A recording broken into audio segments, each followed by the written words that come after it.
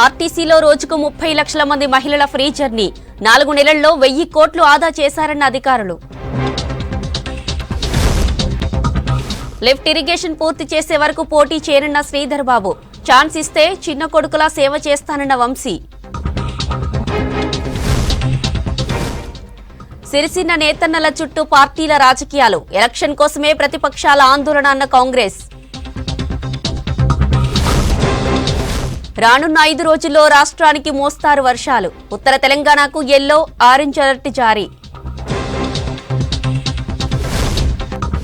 రైతులను కోలుకోలేని దెబ్బతీసిన నకిలీ విత్తనాలు. మెదక్లో జోరుగా దందా, పట్టించుకోని అధికారులు. ఘనంగా కొమురెల్లి మల్లన్న వార్షిక బ్రహ్మోత్సవాల ముగింపు. పోతురాజులు, శివసత్తల పూనకాల మధ్య అగ్నిగుండాలు.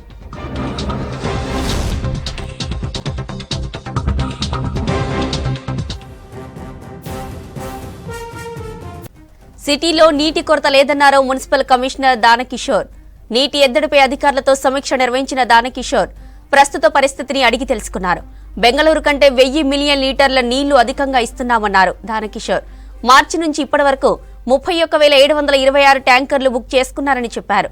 బోర్వెల్స్ ఎండిపోవడం వల్లే ట్యాంకర్లు పెరుగుతున్నాయన్నారు. కాబట్టి ఆ డబ్బులు కూడాను ప్రభుత్వం భరిస్తుంది. ఎక్కడ కూడాను కన్స్యూమర్ పైన అదనంగా ₹1 కూడా వేయట్లేదు ఈసారి.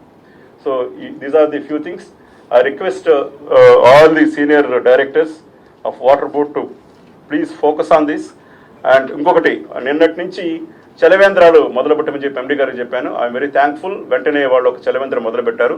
200 చలవేంద్రాలు నగరంలో జంక్షన్లో పెట్టడం జరుగుతుంది నెక్స్ట్ కపుల్ ఆఫ్ డేస్లో.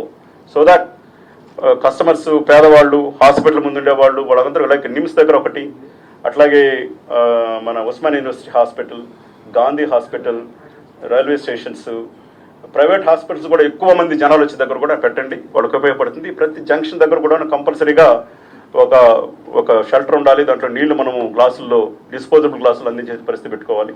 సో దట్ కన్స్యూమర్స్కి హీట్ వేవ్ వల్ల కూడా దెబ్బ జరగకుండా చూసుకునేటువంటి బాధ్యత మనం తీసుకోవాలి. ఇవన్నీ కూడాను ఐ రిక్వెస్ట్ డైరెక్టర్, ఎండి గారు, మీరందరూ కూర్చొని చేసుకోవాలి. First 300 tankers how to get on the road by 25th of April అనేది మీరు ప్లాన్ చేయాల్సిన అవసరం ఉంది. These are the few things. పొద్దా if anything from you will be glad. ఇంకా అవసరం ఉందా మాట్లాడాల్సింది? నేను చెప్పేసాను కదా మొత్తం. మీరు లేదు, వాళ్ళు మాట్లాడాలంటున్నారు. చెప్పండి.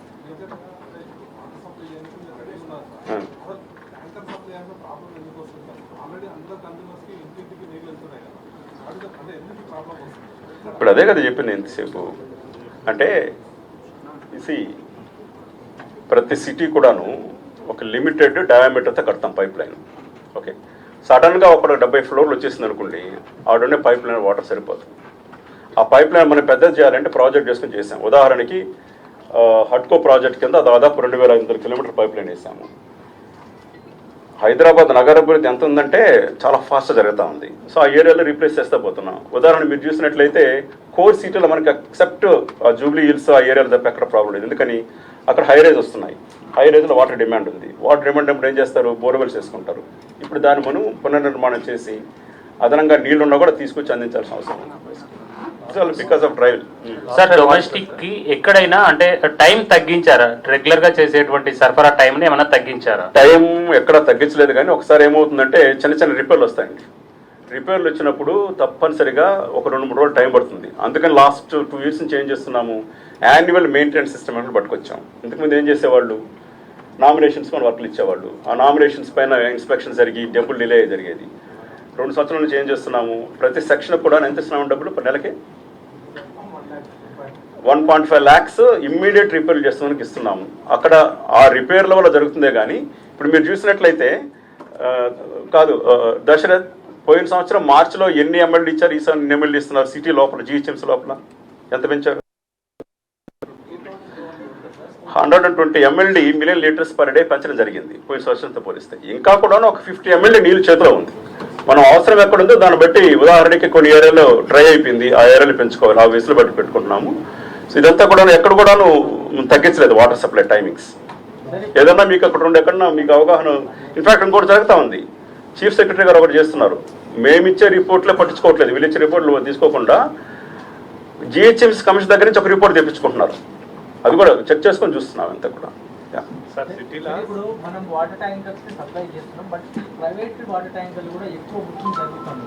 వాళ్ళు ఎక్కువ రేట్లు డబ్బులు తీసుకుంటున్నారు అనేటువంటి ఒక మాట వినిపిస్తుంది. Most of the private tankers అన్నీ కూడాను కన్స్ట్రక్షన్కి, హౌస్ వాషింగ్కి వాడుతున్నారు, కానీ డ్రింకింగ్ చాలా చాలా తక్కువ వాడతారు ఆ వాటర్ అసలు బేసికల్గా.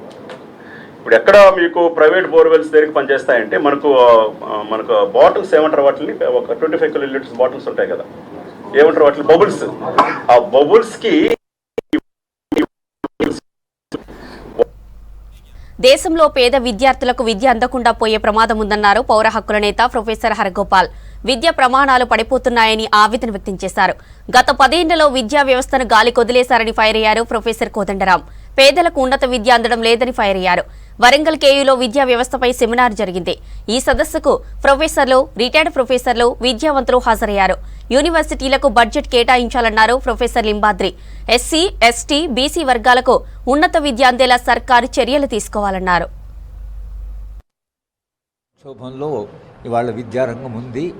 స్కూల్ విద్య కానివ్వండి, కాలేజ్ విద్య కానివ్వండి, విశ్వవిద్యాలయ విద్య కానివ్వండి, మొత్తంగా నిర్లక్ష్యానికి గురై గత 10 ఏళ్లుగా పూర్తి నిర్లక్ష్యానికి గురి కావడం వలన విశ్వవిద్యాలయాలు అధ్యాపకులు లేరు, ఉన్నవాళ్ళంతా కాంట్రాక్ట్ అధ్యాపకులు. అది ఎప్పుడు ఉద్యోగం ఉంటుందో ఎప్పుడు ఉండదో తెలియదు. ఒక లెక్చరర్గా అపాయింట్ అయ్యి 23-24 ఏట లెక్చరర్గా అపాయింట్ అయితే వాళ్ళు మేధస్సులో పెరిగి 30-35 ఏళ్లకు వాళ్ళు ప్రొఫెసర్స్ అయిన తర్వాత సమాజంలో అటు సామాజిక మార్పుకు కానీ, లేదా జ్ఞానానికి కానీ, లేదా విద్యార్థులకు చదువు చెప్పడంలో కానీ ఒక ఇంటలెక్చువల్ క్లాస్, ఒక మేధావి వర్గం ఏర్పడాలి. ఇవాళ విద్యారంగాన్ని నిర్లక్ష్యం చేయడం వలన ఒక 20 ఏళ్ళు రాబోయే కాలంలో ఒక మేధావి వర్గం తెలంగాణ ఉంటుందా లేదా, అంటే విశ్వవిద్యాలయం నుంచి వచ్చినటువంటి అధ్యాపకులు జ్ఞానాన్ని సృష్టించి, కొత్త జ్ఞానాన్ని సృష్టించి అసలు వాళ్ళు సమాజానికి చేయవలసినటువంటి కాంట్రిబ్యూషన్ ఏదో చేయగలరా లేదా, ఇంత అస్థిరంగా ఉండి నిరంతరంగా ఉద్యోగము ఎప్పుడు ఊడుతుందో తెలియనటువంటిది. ఇది నా దృష్టిలో జరిగినటువంటి అతిపెద్ద ఘోరం లాంటిది.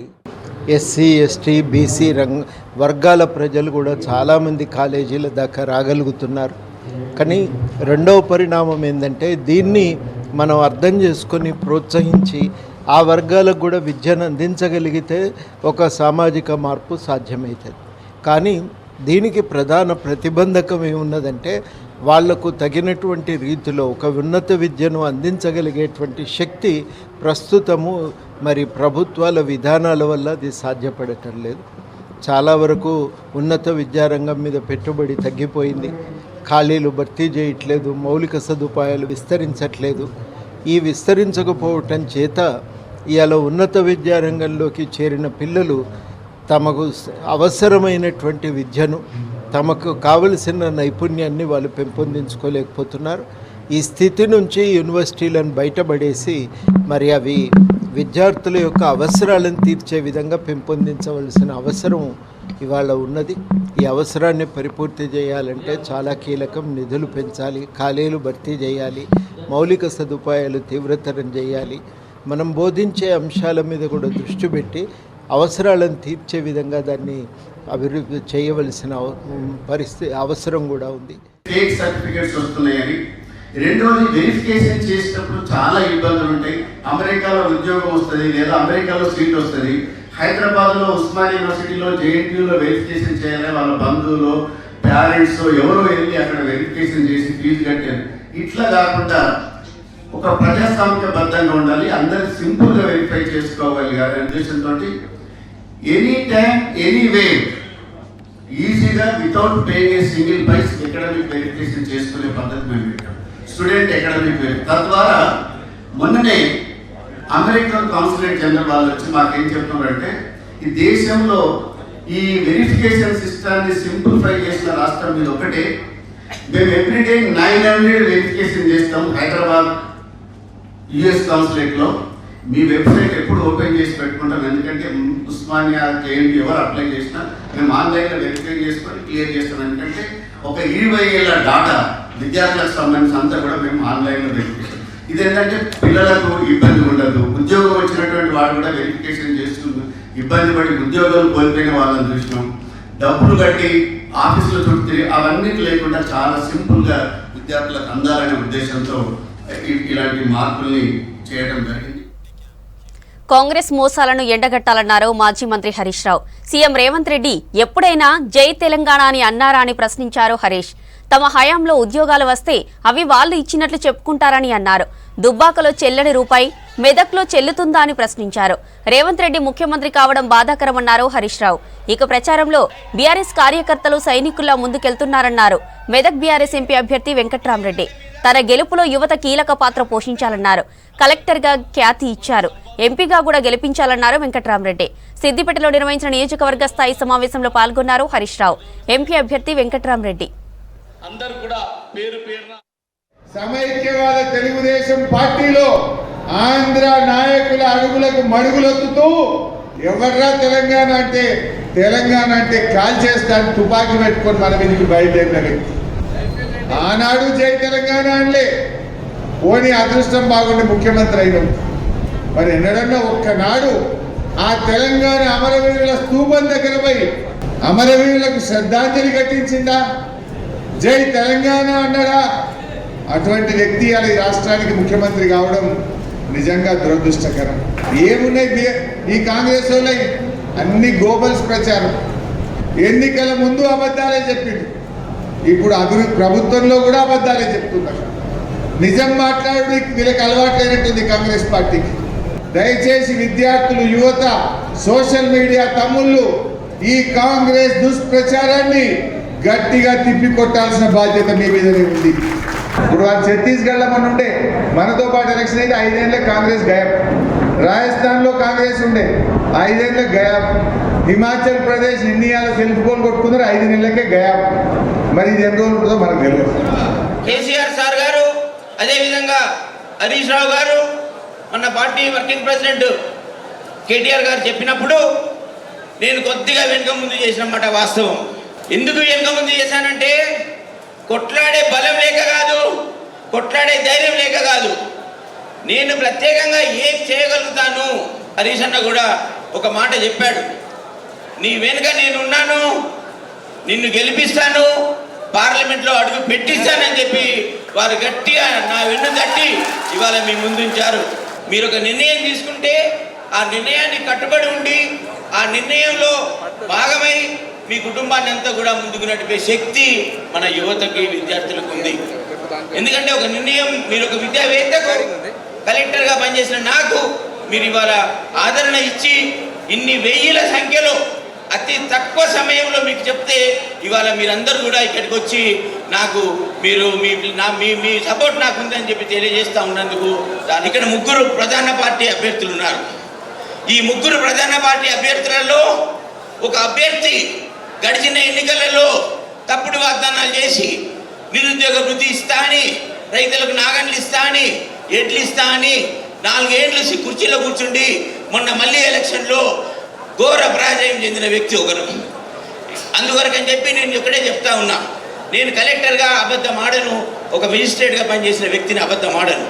నేను ఏదైతే చేయదలుచుకున్నానో, ఏదైతే నాతో సాధ్యమవుతుందో హరీష్ అన్న గారి సూచనలు తీసుకొని ఈ ట్రస్ట్ కార్యక్రమాలు ఇవన్నీ కూడా నేను ఏర్పాటు చేశాను. దయచేసి నన్ను నమ్మండి, నన్ను విశ్వసించండి. వ్యవసాయ పొలాల వద్ద బోరు మోటార్లను దొంగిలిస్తున్న వ్యక్తిని అరెస్టు చేశారు పెద్దపల్లి పోలీసులు. గుంపుల వంతెన వద్ద వాహనాలు తనిఖీ చేస్తున్న పోలీసులకు శ్రీరాంపూర్కు చెందిన గోపు సంపత్ అనే వ్యక్తి అనుమానాస్పదంగా కనిపించాడు. పోలీసులు అదుపులోకి తీసుకుని విచారించగా బోరు మోటార్ల దొంగతనం బయటపడినట్లు ఏసీపీ జి కృష్ణ తెలిపారు. కొన్ని రోజులుగా కాల్వ శ్రీరాంపూర్, ఓదెల మండలాల్లోని వ్యవసాయ పొలాల వద్ద 20 మోటార్లు దొంగతనం చేసిన విషయం విచారణలో బయటపడినట్లు ఏసీపీ తెలిపారు. వీటి విలువ దాదాపు 3 లక్షల వరకు ఉంటుందన్నారు. గతంలో కూడా పలు దొంగతనాలు చేసినట్లు, ఇతరుపై 16 కేసులు ఉన్నట్లు తెలిపారు. సంపత్ను అరెస్ట్ చేసి రిమాండ్కు తరలించినట్లు ఏసీపీ జి కృష్ణ తెలిపారు. సంపత్ సన్ ఆఫ్ కుమరయ్య, వయసు 50 సంవత్సరాలు ఉంటుంది. యాక్చువల్లీ కొత్తపల్లి. ఇతను నిన్న టీవీఎస్ ఎక్సెల్ బండి మీద కనబడుతుంది బండి TS 22K0166. మా ఎస్ఐ గారు, మా సిబ్బంది అందరూ అక్కడ పెట్రోల్ చేస్తుంది ఎలక్షన్ టైం కాబట్టి చేస్తున్న క్రమంలో ఈయన చిన్న వ్యవసాయ మోటార్ వేసుకొని పోతుంటే అనుమానం వచ్చి అడగగా ఇంకా ఆయన మిగతా విషయాలు కూడా చెప్పడం జరుగుతుంది. ఈయన గతం నుంచి కూడా ఇప్పటి నుంచి కాదు 2000 5-6 సంవత్సరాల నుంచి కూడా 2004-2003 నుంచి కూడా నేను దొంగతనాలు స్టార్ట్ చేసాడు. ఈయన ఇప్పుడు ఏంటంటే మనకు ఈ గత 2 నెలల నుంచి ఈ మానేరు తర్వాత ఈ మనకు శ్రీరామ్ సాగర్ ప్రాజెక్ట్ సంబంధించిన కెనాల్ ఉంది కదా, కెనాల్కు రైతులు కొంతమంది పెట్టుకునే మోటార్స్, ఈ ఫిల్టర్ బోర్లు వేస్తారు కదా మానేరులో రైతులు వాటర్ కోసం వేసి ఆ బోర్ల మోటార్లు, ఇది మెయిన్ ఎక్స్పర్ట్ ఈయనేమో అది. దీనిలో భాగంగా ఇప్పుడు ఏంటంటే గత 2 నెలల నుంచి ఒక 20 మోటార్లు దాదాపు దొంగిలించడం జరిగింది. 10 ఏళ్లు రైతులను నిలువునా దోచుకున్న వాళ్లే ఇవాళ దొంగ దీక్షలు చేస్తున్నారని ఫైర్ అయ్యారు మంత్రి శ్రీధర్ బాబు. పెద్దపల్లిలో వంశీకృష్ణ అత్యధిక మెజార్టీతో గెలుస్తారన్నారు. పెద్దపల్లి నియోజకవర్గానికి సంబంధించి గోదావరి కనిలో సమీక్షా సమావేశం జరిగింది. చీఫ్ గెస్ట్ గా మంత్రి శ్రీధర్ బాబు హాజరయ్యారు. పత్తిపాడ లిఫ్ట్ ఇరిగేషన్ పూర్తి చేసే వరకు తాను ఎన్నికల్లో పోటీ చేయనని తేల్చి చెప్పారు శ్రీధర్ బాబు. కాక అడుగుజాడలో ప్రజాసేవ చేయడానికి వచ్చానన్న వంశీకృష్ణ అందరి ఆశీర్వాదం ఉంటే చిన్న కొడుకులా సేవ చేస్తానని మాటిచ్చారు. ప్రతి బూత్ లో మెజారిటీ వచ్చేలా కార్యకర్తలు కృషి చేయాలన్నారు నేతలు. చిరంజీవి వంశీకృష్ణ గారిని ఆశీర్వాదం ఇవ్వాలని మనము కోరటానికి వచ్చినాం. వంశీకృష్ణ అంటే అందరికీ కూడా సుపరిచితుడు. ఈరోజు కుటుంబ పరంగా మరి ఆనాడు ఉన్న మన నాయకులు ఈ ప్రాంతానికి ఎనలేని సేవలు చేసిన మరి సీనియర్ కాంగ్రెస్ నాయకులు దేశ స్థాయిలోనే వివిధ హోదాల్లో పనిచేసి ప్రత్యేకంగా పేదవారికి ఎప్పుడు కూడా అండగా నిలబడాలని ఆలోచన చేసిన వ్యక్తి కీర్తిశేషులు పెద్దలు వెంకట స్వామి గారి మనవడిగా, పార్లమెంట్ సభ్యుడిగా మనకు సేవలు అందించిన డాక్టర్ వివేక్ గారి అబ్బాయిగా ఒక తరఫున ఒక విధంగా మనకు పరిచయం అయితే ఒక యువకుణ్ణి ఈ నియోజకవర్గంలో ప్రాతినిధ్యం వహించాల్సిందిగా ఆలోచన చేసి ఎంపిక చేయటం జరిగింది. బరువును తీసుకుంటా, ప్రజల సమస్యలను బరువు తీసుకుంటా అని నిలబడి మీ ఆశీర్వాదం కోరడానికి వచ్చిండు వంశీ. మరి మా చిరంజీవి వంశీ గారు తన కొత్త ప్రణాళికతో రేపు యువతకు ఏం చేయబోతాడు.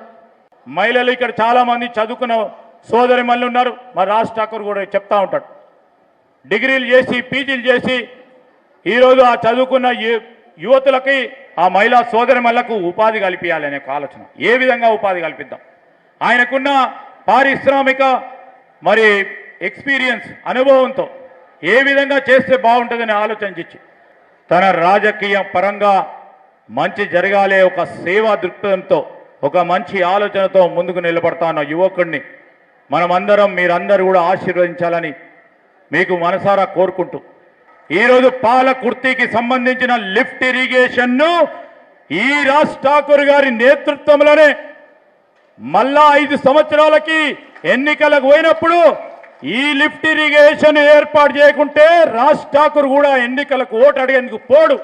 అదే పత్తిపాడు రిజర్వాయర్ సంబంధించి నేను కానీ విజయరామరావు గారు కానీ వీరు కానీ పత్తిపాకు సంబంధించిన రిజర్వాయర్ మేము ఏర్పాటు చేయకుంటే మేము కూడా ఎన్నికలకు పోము. ఇది మా ఛాలెంజ్ చెప్తా ఉన్నాం. మా ఛాలెంజ్కు సంబంధించి మీరందరూ ఈరోజు పార్లమెంట్ ఎన్నికల్లో నిలబడి వంశీని గెలిపియండి. ఈ ప్రాంత ప్రజలందరూ కూడా గమనించాలి, ఇక్కడ రాష్ట్ర ప్రభుత్వం ద్వారానే మనకు అనేకమైన భవిష్యత్తులు ఉంటాయి. మీరు కాంగ్రెస్ అభ్యర్థిని గెలిపించండి. మనమందరం కూడా అందరు కాంగ్రెస్ ఎమ్మెల్యేస్ ఇక్కడ సింగరేణి సంస్థకు చెందిన ఎమ్మెల్యేస్ అందరం కూడా సింగరేణి సంస్థ మీద ఒత్తిడి చేసి మనకి ఏదైతే లాభాలు రావాలనో, మనకి ఏదైతే పనులు కావాలనో ఇవన్నీ కూడా సింగరేణి సంస్థ ద్వారా మనం చేయించుకోవచ్చు అని చెప్తూ మళ్ళొకసారి మీ అందరికీ భరోసా ఇప్పిస్తున్నాం. ఎప్పుడైతే మా నాన్నగారు ఇక్కడ ప్రాంత ప్రజలకు అనేకమైన సేవలు చేశారో అలాగే వంశీకృష్ణ కూడా మీ అందరికీ కూడా మంచిగా సేవలు చేసి ముందుకు వెళ్తాడని చెప్పి మీ అందరికీ భరోసా ఇప్పిస్తూ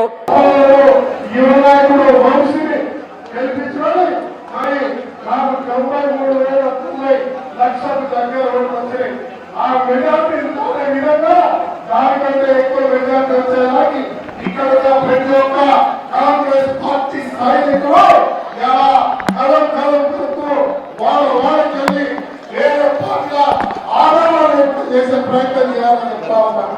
ఒక వ్యక్తి ఉన్నారు, మా తమ్ముని కొడుకు వంశీపేటని మా కొడుకు లెక్కని మా ఉన్న కుటుంబ సభ్యులు మా 7 ఎమ్మెల్యేలు అందరూ అన్న తమ్ముళ్ళు అందరూ కలిసి కట్టి మా శ్రీధర్ బాబు గారు, ప్రేమ్ సాగర్ రావు గారు పర్సనల్గా దాంట్లో చిత్తశుద్ధి పెట్టి ఇవాళ ఉన్న రాజ్ ఠాకూర్ గారిని, విజయరామారావు గారిని, లక్ష్మణ్ గారిని అందరినీ ఒక ఏకం చేసి నిన్న తీసుకుపోయి గెలిపించినందుకు మళ్ళొకసారి ధన్యవాదాలు చెప్తూ మా వంశపేటను గెలిపిస్తారని పూర్తిగా విశ్వాసంతో చెన్నూరు శాసనసభ్యుడు వివేక్ గారి కుమారుడు వంశకృష్ణ గారిని అందరం 7 శాసనసభ్యులు 6 శాసనసభ్యుల మంత్రి గారు కలిసి బలపరిచి ఖచ్చితంగా పెద్ద ఎత్తున పెద్ద మెజార్టీతో గెలిపించడానికి సిద్ధమైన ఈ పెద్దపల్లి నియోజకవర్గంలో నాకు తెలిసి రాష్ట్రంలో అత్యధిక మెజార్టీ నెంబర్ 1 మెజార్టీ ఇస్తే పెద్దపల్లి వస్తాయని ఒక నమ్మకం అవుతున్నది మాకు. ఖచ్చితంగా ఆ దిశగానే అడుగులు పడుతున్నాయి. కాబట్టి ఇంతకుముందు విజయ్ చెప్పిండు రాజ్ ఠాకూర్కి 56,000 వచ్చిన 60,000 రావాలని, వస్తాయని అనుకుంటున్న 60,000 తప్పకుండా వంశీకృష్ణ తప్పకుండా అందరూ పెద్ద ఎత్తున గెలిపించాలి. ఇన్ని రకాల మోసాలు చేశారు మీరు. ఇవాళ మీరు ఎన్ని మోసాలు చేసినా, ఎన్ని మాయ మాటలు చెప్పినా, ఎన్ని దొంగ ముచ్చట్లు చెప్పినా గడ్డం వంశీ 2 లక్షల పైచిలకు మెజార్టీతోనే ఈ పెద్దపల్లి పార్లమెంట్లో గెలిపిపోతా ఉన్నాం. తప్పకుండా రాజ్ ఠాకూర్ కోరిక నెరవేరాలని చెప్పి, నెరవేరుతాయని చెప్పి దాన్ని మన మంత్రి శ్రీధరబాబు గారు మనసుని తీసుకొని చేతరని చెప్పి 100% నేను ఆశిస్తా ఉన్నా. అది కూడా అంతకుముందు 56,000 మెజార్టీ వచ్చింది, మీరు 60,000 మెజార్టీ తీసుకోవాలి కార్యకర్తలంతా కలిసి. అది మీ బాధ్యత. 75,000 మందికి అప్పుడు గుడిసెలు లేవు, పట్టాలు లేవు అని చెప్పి వాళ్ళు బాధపడుతుంటే కాకా వెంకటస్వామి గారు వారికి హైదరాబాద్లో మార్చ్ చేసి పెద్ద ఎత్తున ఒక ర్యాలీ తీసి ఈ 75,000 మందికి గుడిసెలు ఇప్పించి, పట్టాలు ఇప్పించి మీరందరూ ఆయనకి ప్రియతమంగా గుడిసెల వెంకటస్వామి అని చెప్పి కూడా మీరు అందరూ పేరిచ్చారు. ఈరోజు నాకు అదే పెద్దపల్లి పార్లమెంటుగా అభ్యర్థిగా నాకు అవకాశం ఇవ్వడానికి మీ అందరి ముందు వచ్చాను. మీ అందరు ఆశీర్వాదిస్తే ఒక నిరుద్యోగుల రాష్ట్రం తయారై కూర్చుంది. దీన్ని మారవాలంటే పని చేసే వ్యక్తులను తీసుకురావాలి, మనకు యువత కావాలని చెప్పి రేవంత్ రెడ్డి గారు గుర్తించి నాకు ఈ అవకాశం ఇవ్వడము నాకు చాలా ఆనందంగా ఉంది. ఈ బాధ్యతను నా మీద పెట్టినందుకు నేను ఖచ్చితంగా మాటిస్తున్నాను మీ అందరి ముందు, పెద్దల ముందు, అందరి ముందు. నేను మీ ఇంట్లో ఒక చిన్న కొడుకులా పనిచేసి మనకు రావాల్సిన నిధులు వచ్చేలాగా చేసి. లోక్సభ ఎలక్షన్స్ దగ్గర పడుతుండటంతో నేతలంతా రాజకీయమంతా రైతాంగ సమస్యలు, చేనేత కష్టాల చుట్టే తిరుగుతుంది. బీఆర్ఎస్, బీజేపీ పార్టీలు క్షేత్రస్థాయిలో పోటాపోటీగా సమస్యలపై పోరాటాలు చేస్తున్నాయి. 10 ఏళ్లు అధికారంలో ఏమాత్రం పట్టించుకొని బీఆర్ఎస్, బీజేపీ నేతలు కేవలం పార్లమెంటు ఎన్నికల కోసం హంగామా చేస్తున్నారని ఫైర్ అవుతున్నారు కాంగ్రెస్ నేతలు.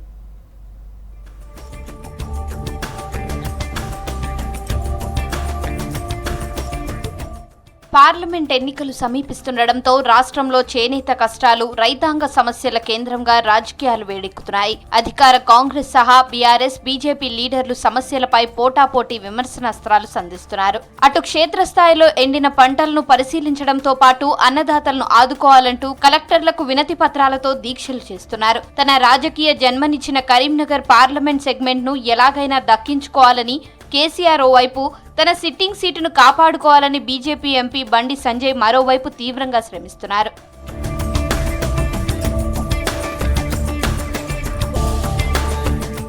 అసెంబ్లీ ఎన్నికల్లో ఓటమి తర్వాత గత నెల 31న తొలిసారిగా ప్రజల్లోకి వచ్చిన బీఆర్ఎస్ చీఫ్ కేసీఆర్ సూర్యాపేట, కరీంనగర్ బహిరంగ సభల్లో పాల్గొన్నారు. జనగామ, సూర్యాపేట జిల్లాల్లో ఎండిన పంటలను పరిశీలించిన కేసీఆర్ తర్వాత కరీంనగర్, సిరిసిల్ల జిల్లాల్లో పర్యటించారు. నష్టపోయిన పంటలతో సహా మిడ్ మానేరును పరిశీలించిన కేసీఆర్ సిరిసిల్లలో చేనేత కార్మికుల ఇబ్బందులను అడిగి తెలుసుకున్నారు. అటు సిరిసిల్ల వస్త్ర వ్యాపార సంఘాల దీక్షకు బీఆర్ఎస్ సంఘీభావం తెలిపింది. అనారోగ్యంతో సిరిసిల్ల రాజీవ్ నగర్ లో సూసైడ్ చేసుకున్న పవర్లూమ్ కార్మికుడు లక్ష్మీనారాయణ కుటుంబాన్ని పరామర్శించిన కేటీఆర్ 50,000 ఆర్థిక సాయం అందించారు.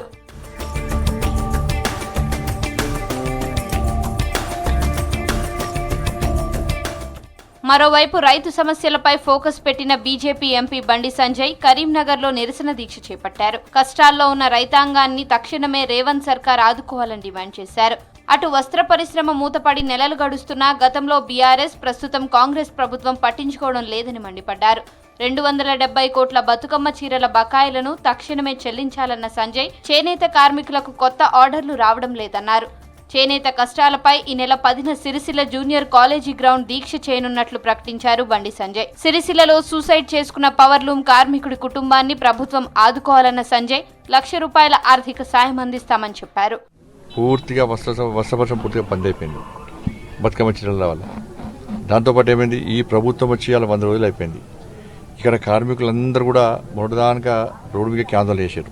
వర్షపక్షం సంబంధించి మొత్తం అన్ని కుటుంబాలు రోడ్డు మీదకి ఎక్కి ఇవాళ ఆందోళన చేశారు. చివరి భిక్షాటన కూడా చేశారు. అయినప్పుడు కూడా ప్రభుత్వం స్పందించలేదు. అటు ప్రతిపక్షాల ఆరోపణలపై మండిపడ్డ అధికార కాంగ్రెస్ పార్టీ నేతలు 10 ఏళ్లు అధికారంలో ఉండి రైతాంగ చేనేత సమస్యలను ఎందుకు పరిష్కరించలేదని మండిపడ్డారు. ఎంపీ ఎలక్షన్స్ టైంలో బీజేపీ బీఆర్ఎస్ నేతలు డ్రామాలు చేస్తున్నారని ఆగ్రహం వ్యక్తం చేశారు ప్రభుత్వ విప్ వేములవాడ ఎమ్మెల్యే అది శ్రీనివాస్. బీఆర్ఎస్ ఓటమి తర్వాత అసెంబ్లీకి రాని కేసీఆర్ వేల కోట్లతో నిర్మించిన కాళేశ్వరం ప్రాజెక్టు పిల్లర్లు కుంగినా ఏమాత్రం పట్టించుకోలేదని విమర్శించారు. సిరిసిల్లలో అత్యధికంగా ఉన్న నేత కార్మికుల కోసం మెగా టెక్స్టైల్ ఎందుకు ఇప్పించలేదో బండి సంజయ్ సమాధానం చెప్పాలన్నారు ఆది శ్రీనివాస్. ఎన్నికలు వస్తున్నాయి కాబట్టి ఎండిన పంటలు చూడాలని పొలాల బాట పడుతున్న కేసీఆర్ గారు సూటిగా మేము ప్రశ్నిస్తున్నాం. మీ హయాంలో ఎండిపోయిన పంటలు వడగండ్ల వల్ల నష్టపోతున్న రైతాంగాన్ని ఆదుకోమంటే ఎందుకు ఆదుకోలేకపోయారు? ఈరోజు మా రైతులు గుర్తుకొస్తున్నారా? ఇది మొసలి కన్నీరు కాక మరోటి ఏందని మాట. చేనేత కార్మికులు సొంత కాళ్లపై నిలబడేలా కార్యాచరణ సిద్ధం చేస్తున్నామన్నారు మంత్రి పొన్నం ప్రభాకర్. ఇప్పటికే 65 లక్షల మీటర్ల వస్త్రాన్ని సిరిసిల్లలో ఉత్పత్తి చేసేందుకు ఆర్డర్లను ఇచ్చామని చెప్పారు మంత్రి పొన్నం. ప్రతి చేనేత కార్మికుల ఉత్పత్తులను టెస్కో కొనుగోలు చేయాలని ఆదేశాలిచ్చినట్లు చెప్పారు. అటు సిరిసిల్ల నేతన్నలకు అందాల్సిన బకాయిల పాపం బీఆర్ఎస్ దేనని విమర్శించారు పొన్నం ప్రభాకర్. రాజకీయాలు ఈ రెండు పార్టీల నేతలు కలిసి వాళ్లకు ఉన్నటువంటి హిడెన్ ఎజెండా స్నేహితం మేరకు కాంగ్రెస్ పార్టీని ఇబ్బంది పెట్టేటువంటి ప్రయత్నంలో భాగంగా వారు చేస్తున్న రాజకీయాన్ని అటు నేతన్నలకు కానీ ఇటు ప్రజలందరూ కూడా వాస్తవాలు చెప్పాలనేటువంటి ఆలోచనతోటి చేస్తా ఉన్నాం. మేము ఎప్పటికైనా మీరు స్వతంత్రం వచ్చినప్పటి నుంచి తీసుకుంటే నేతన్నల ప్రయోజనం కొరకు ఏదైనా నిర్ణయం తీసుకుందంటే కాంగ్రెస్ పార్టీ ప్రభుత్వం తప్ప వేరే ప్రభుత్వం. కాంగ్రెస్ 6 గ్యారంటీలపై ప్రతిపక్షాలు విమర్శలు చేస్తున్నా ప్రజల్లో పెద్దగా స్పందన లేకపోవడంతో ప్రతిపక్షాలు యూటర్న్ తీసుకున్నాయని అంటున్నారు కాంగ్రెస్ నేతలు. ఎలక్షన్స్ కోసమే రైతుల, చేనేత కార్మికుల సమస్యలంటూ ప్రజల్లోకి వెళ్తున్నారని అధికార పార్టీ నేతలు ఆరోపిస్తున్నారు.